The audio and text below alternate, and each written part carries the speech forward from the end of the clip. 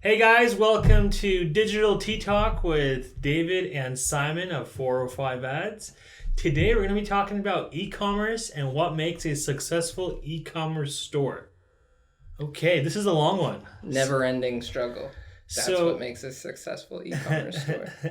We have a lot of e-commerce experience, and the number one thing that we're going to start off with is being competitive. You're selling something online, you have competition, and Some would say competition's for losers, though. You should only go into business if you can set up a monopoly.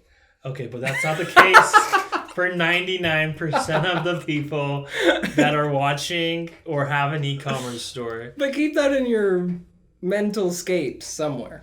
You have an e-commerce store, you want to be competitive. Okay, if you have a more superior product, tell the world that you do.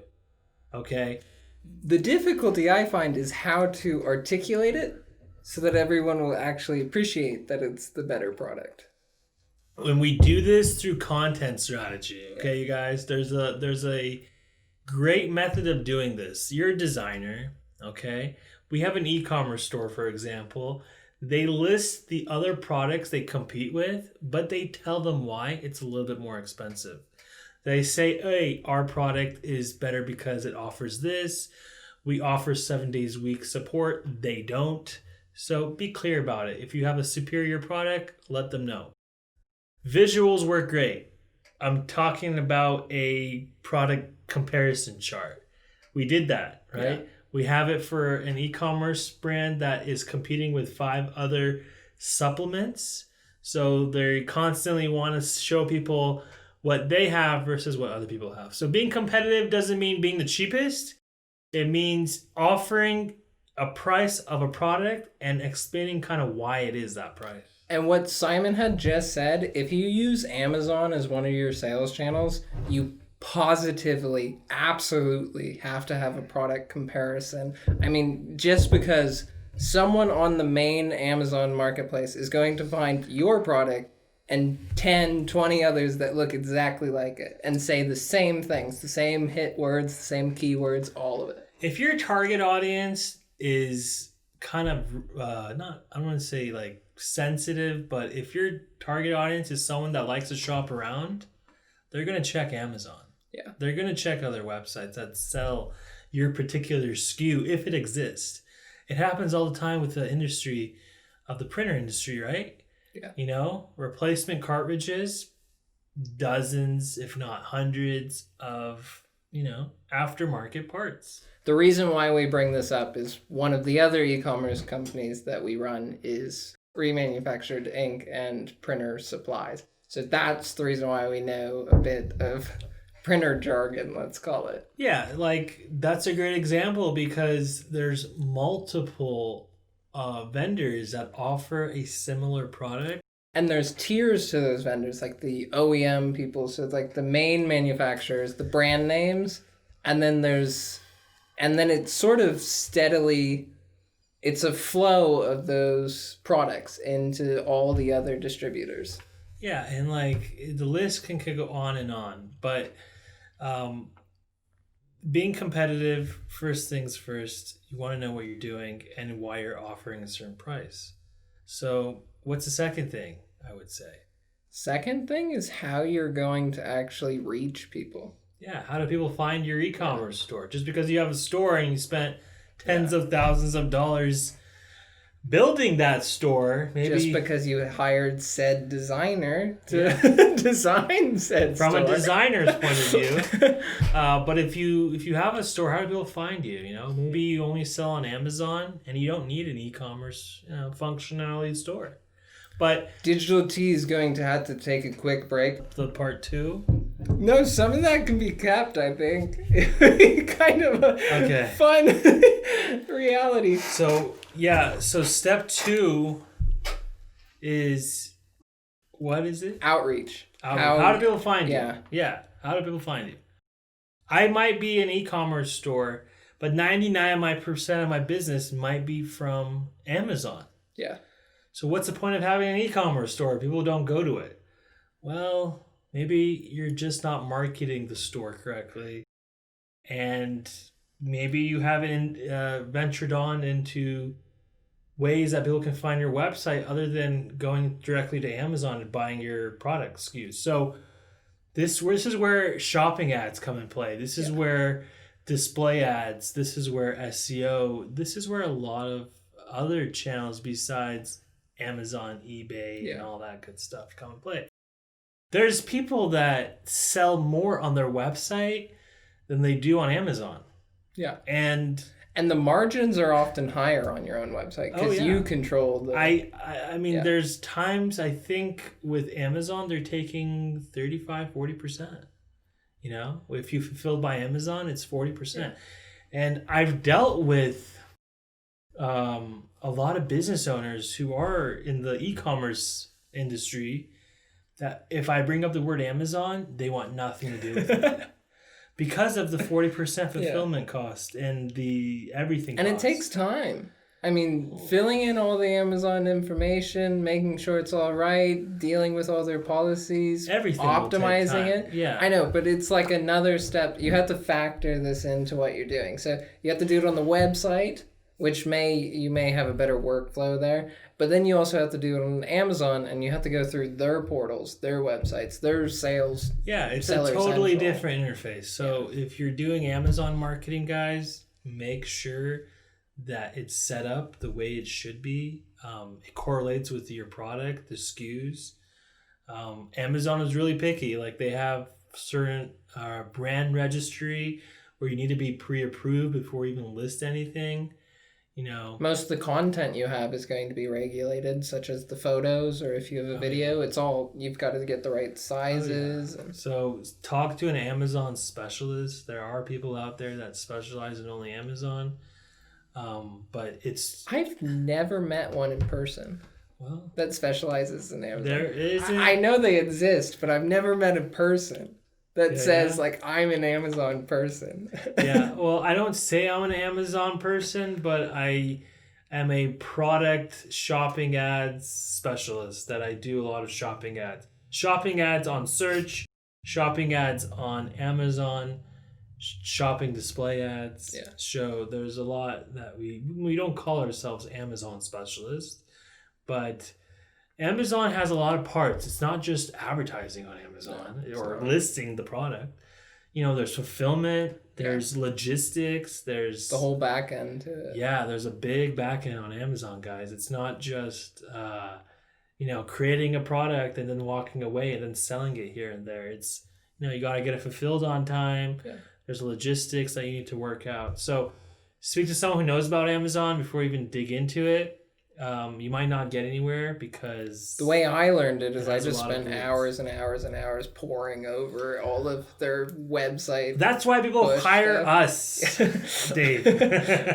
That's why people hire professional guys. If you're an e-commerce store and you want to get to the next level, hire someone that knows what they're doing.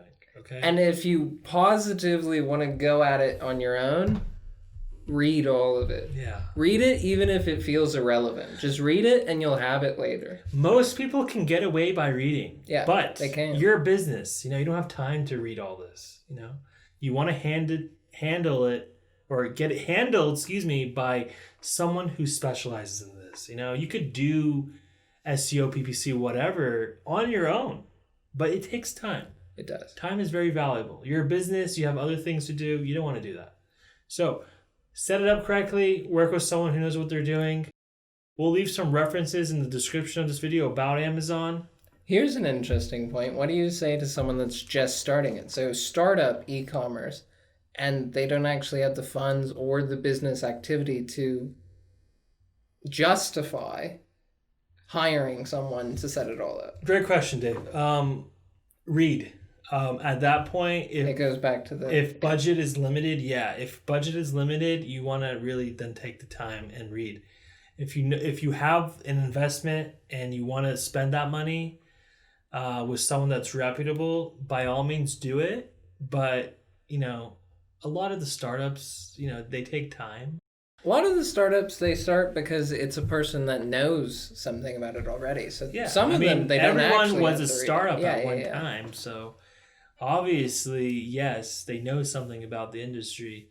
So, What we come across, though, with our clients is we often find that they've been doing business maybe even before e-commerce was a big thing. Oh, yeah. And then they've integrated and adapted to e-commerce. And now, even further, they are all adapting to Amazon. if you're a serious business and you sell a lot of retail somehow, somewhere, and you want to get onto Amazon or e-commerce on your website to sell your products, by all means do it. Because you have the track record, you sell something that people like, but you want to take it on a national or global scale. Yeah. By all means, do that.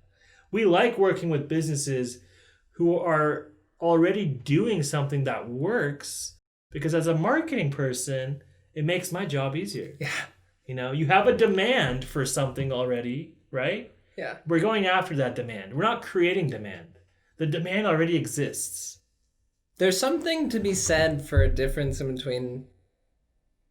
I don't know if it's difference by definition, but difference in my head. I keep marketing and advertising separate. Well, I keep advertising as advertising more can be message. a million things. It Yeah. could be a billboard. It could be a Yeah. sign on a car. It could be the brand name, though. And then the marketing is just the actual numbers of what you're seeing. Okay. That's how I think about it. All right. And that may not be carried over to anyone else, but that is how I carry it in my head. Dave, there's a lot of subjective things, Yeah. so I appreciate you bringing that up with everyone. Feel free to make up your own words. But at the end of the day, yes, a successful e-commerce brand is most likely going to be on Amazon. The short answer is if you're selling on your website, there's no reason why you shouldn't be on Amazon. Because a lot of the CMSs, I know Shopify has easy integration with Amazon. I mean, it's just an API token away. Yeah, Shopify is the easier one. Shopify is the easiest because they got on it really quickly. Yeah, they've capitalized on that market. Yeah. Different stores have different benefits, but talk to like someone who knows what they're doing. If they're doing marketing, they know the different, advantages of a different platform. So they'll tell you that. So one of the last things I want to talk about, besides, being competitive, taking advantage of the other platforms, is you want to provide a good service. And by a good service, I mean, are you picking up the phone? Are you getting the product there on time, as you've probably state online? Are you getting back to customers that email you through the contact form or email you about support? I have a client and, they have a lot of sales and they estimate 20% sometimes on a day. Not a day, but they average, 15-20% of their customers reach out to them. So if they have 100 customers a day and 20% of people reach out to them, you better be prepared to take those 20 calls. And you better be prepared to have someone that actually knows how to answer the phone and get them from point A to point B. I've called personally, and they're not e-commerce stores. I personally called businesses that we work with or we want to work with when it comes to a vendor, or if we're in a project together. Like, for example, text message marketing. Totally random, guys, but there's a connection here. And the person that picks up the phone is clueless. Absolutely clueless about what I want. And it's simple. I want text message marketing, and the person doesn't know what they're talking about. Being able to deliver a yes or no within 10 seconds of a brief description of what a person wants. You guys. You have to be able to say, yes, we got that. No, we don't. Service sells. Know how to handle a call. So if you're working for an e-commerce brand or if you're working for retail and you provide a good service, you know this already. But if you're starting to get into it and you want to make sure you're successful, one of the things that you want to take away is provide a good service. Be upfront with people. I have a really good question. Yes. Do you think e-commerce stores have to have phone support? Yes. Short answer, yes. Without deviation? Without no debate here. The answer is yes, and I'll tell you why. Prefer email. I'll tell you why. I mean, most people want email, right? Yeah. They want, the business owner, let's say, Dave, you're the business owner, you want email. Yeah. Yeah, because it's easy.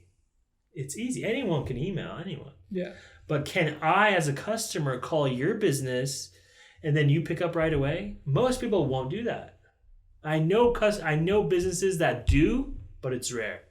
You go through the virtual terminal nonsense. You got to click 1 or 0 multiple times, whatever, to finally get a hold of a message that says we're closed. And I hate that. Granted, I understand it for some companies, but they're not super e-commerce. Like you call Bank of America, they're going to run you through a series of steps, but some of it's specific. Like, do you need credit cards? Do you need these payments? Do you need anything else within the whole broad suite? Yeah, guys. That makes sense. Take away from this topic, though, yes, have a phone number. And if you offer phone support, you better be good at it because customers will judge you. And if not, they'll move on to the next person. Hey, I've worked at an e-commerce store, okay? I know what kind of goes into it. And I've had it where a customer calls, right? Calls us, leaves a message because the answering team is not available. We call the person back within 20 minutes. They're gone. That person said they already bought it from some other vendor. They're gone. Yeah, they're gone. And they'll never come back. So not only did I pay for that customer to go to my website through the marketing channel of however it is they found me, which costs money, that nothing is free. Called in our number. The customer service representative had to listen to that call. And then the customer service had to take the time to call that person back only to be turned down. And that was a lead. That was going to close. Yeah. So, guys, phone number is a must. Dave, thank you for bringing it up. You have to offer phone numbers. It's something that has to be spoken about because it's sort of the elephant in the room. And it's good that you brought it up because a lot of the small stores don't offer it. You want it organic. You want someone who knows what they're doing. Put your team together, Every business takes time to grow. Put a team together that knows what they're doing. Hire that person. Maybe pay them a little bit more to get that better quality of a salesperson or customer service team. Because in the end, it kind of goes in your benefit, in your favor. Zappos, the shoe e-commerce Yes. store? They sell the whole thing as we're a customer service organization. They do a thing in Nevada where you can go through their training regimen. And at the end of it, I don't know how long it takes, but at the end of it, they'll give you $1,000 to leave if you don't want to stay. There you go. So, that's a giant e-commerce store, and they're telling you, have a phone. There you go. Well, in this video, I hope it was helpful for whoever's watching. If you're an e-commerce store or you're about to be an e-commerce store, hopefully this video was helpful. If you have any questions, you can reach out to our team, 405 Ads. Please like this video, subscribe to our channel for future content. Thanks, guys. Comment below if Digital Tea Talk is worth our time. There you go. There's a better way of saying that. Comment below. Nah. Comment below. Let us know if this is worth it. Because